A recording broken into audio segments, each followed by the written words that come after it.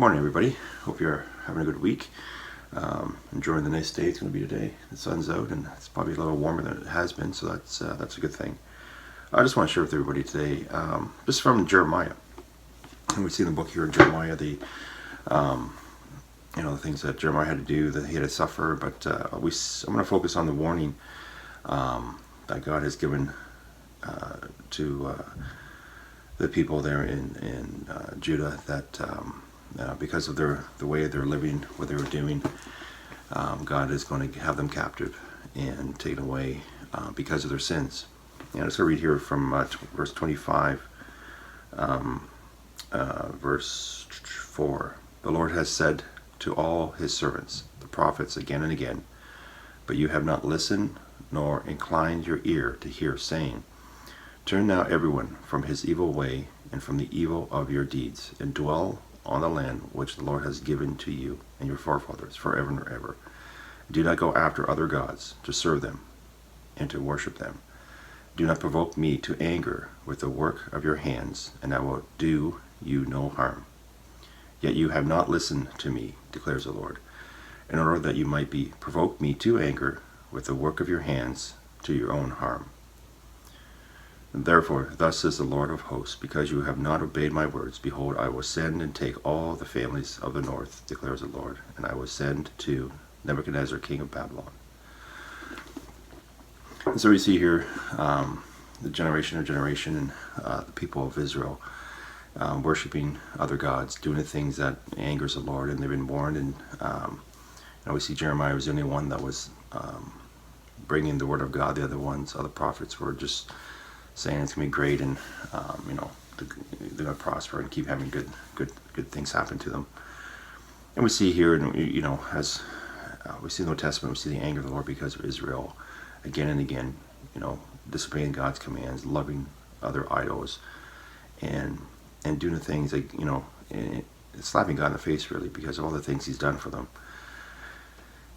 And we can kind of see that and go, yeah, the God of the Old Testament, and I've heard that before, and I think all of us maybe have thought that, God the Father of the Old Testament is angry, but Jesus in the New Testament, it's all love and joy. But it's the same, God the Father and Jesus are the same God, same characteristics, same everything. And sometimes we forget.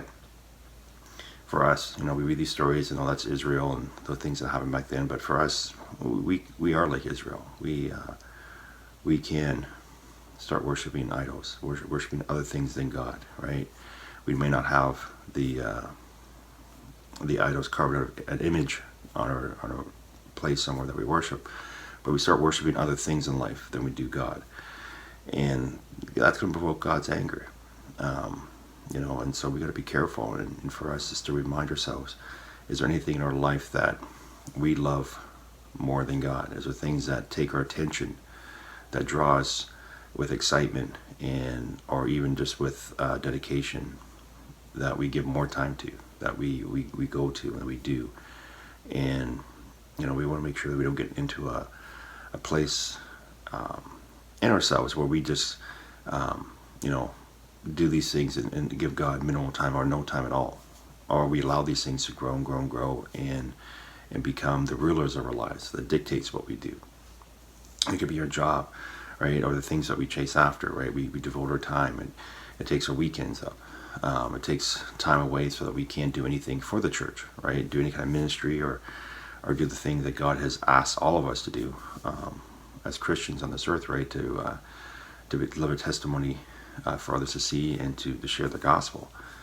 And this, as we read through, this Jeremiah and what all happened and the warnings, and even the king there of Judah didn't listen to Jeremiah, what God told him to do, and the people didn't listen over and over. Even after they were captured, they asked Jeremiah to say, hey, tell us and we'll listen. And he tells them, don't go to Egypt, and but they said, no, we're going to do it anyways. And so we see the hardened hearts there, and the stubbornness of the people. And for us, it could be in our culture and the way, things are, that we can be like that. We can start being stubborn and stop listening to what God is telling us.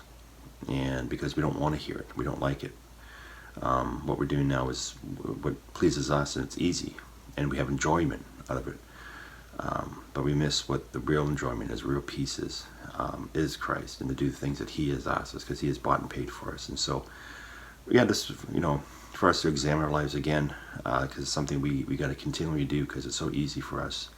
Like we see with Israel, how easy it was for them, right? And how quickly it happened.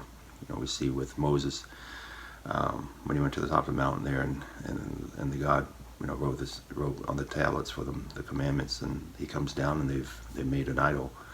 How quickly, when we need God, when things are tough or desperate, we come to God, and when then He helps us and delivers us out of these trials or tough moments. Those are the times where we are really tempted, and it's really easy for us to go back and do the things that's the desires of our hearts, right? Because there is no pain, there's no suffering. It's easy, so we run back to that. So for us, we need just to look each day and continually just examine our hearts, examine what we do, and just look at what is it that we devote our time to, and that we shouldn't. And so, are we doing what God has asked? Are we giving Him the time? Are we giving Him the most of us, right? Are we devoting ourselves to Him, doing the things He asks? And we have to do work, we have to do other things, but we need to be focused on Him, because He is what matters, not what we do or what we get, but our love for Him and our time with Him.